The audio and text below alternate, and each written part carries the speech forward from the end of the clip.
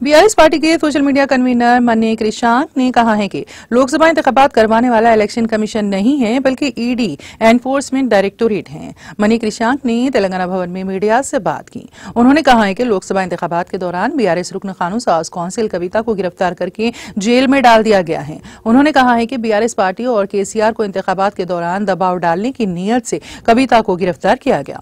उन्होंने कहा है कि तेलंगाना के लिए कुछ न करने से मुतालिक राज को फाश होने के खौफ से मोदी ने यह काम किसी को पूछे बगैर किया है। उन्होंने कहा है कि पूरा मीडिया ईडी और सीबीआई की गिरफ्तारियों पर बहस कर रहा है। उन्होंने कहा है कि मोदी कश्मीर से लेकर केरला तक ईडी और सीबीआई के मामला से अपोजिशन को डरा रहे हैं। उन्होंने कहा है कि आम आदमी पार्टी लीडर और दिल्ली के वजीर आला अरविंद केजरीवाल को गिरफ्तार कर लिया गया। दिल्ली और पंजाब में भी यही चर्चा है। आम आदमी पार्टी लोकसभा इंतखाबी मुहिम में हिस्सा लेने से कासिर है।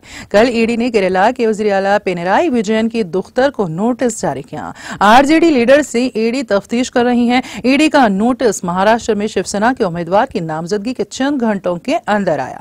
तमिलनाडु में टीएम के लीडर राजा के खिलाफ एक पुरानी केस में सीबीआई को चैलेंज किया गया। इस केस में सुप्रीम कोर्ट के फैसले के बाद भी बार बार केसेस सामने आ रहे हैं। ईडी ने तृणमूल कांग्रेस लीडर महबूबा मोइत्रा पर भी नोटिस जारी किया। क्या इंतखाबी मुहिम चलाना चाहिए या मोदी की तहकीकात में हिस्सा लेना चाहिए? मोदी वक्त जाया करना चाहते हैं। उन्होंने कहा है कि कश्मीर में फारूक अब्दुल्ला को ईडी का नोटिस भी जारी किया गया है। कश्मीर से केरला तक ईडी के नोटिस एक जैसे हैं। 1 दर्जन से ज्यादा रियासतों में ईडी के मामलात और तहकीकात जारी हैं। उन्होंने बंडी संजय को भी अपनी शदीद तनकीद का निशाना बनाया। उन्होंने इल्जाम आयद किया है कि ईडी इंतखाबात में मसाइल को जेर बहस लाने से रोकने के लिए दावे कर रही हैं। हम आइंदा लोकसभा इंतखाबात में अवाम को सब कुछ समझाएंगे।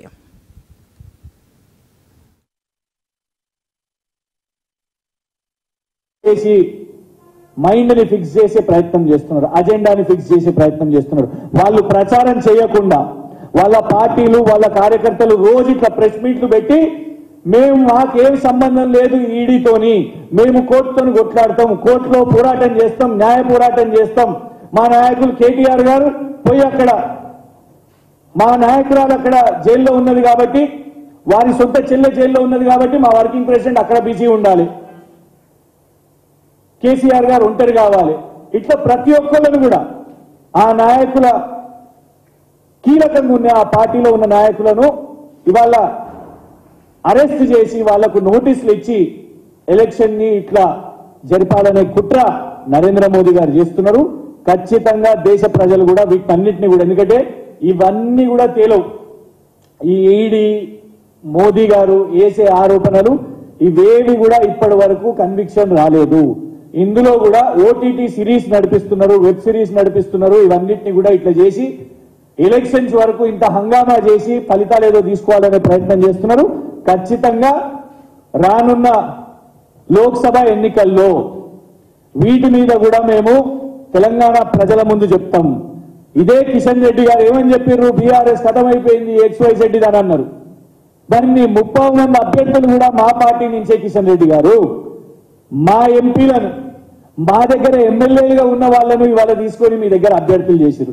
గంతే నరేంద్ర మోదీ గారు 400 పార్ అనుకుంటే నీ సొంత కార్యకర్తలను నిలబెట్టుకో, నీ బీజేపీలోనే నాయకులకు అవకాశం ఇచ్చుకో. నీకు మళ్ళా కేసీఆర్ గారు పార్టీ కావాలనా? నిజంగానే నీకు 400 సీట్లే వస్తే నరేంద్ర మోదీ గారు ఇదే కేసులో ఈడీ కేసులో ఉన్న ఇంకొక ముద్దాయి దగ్గర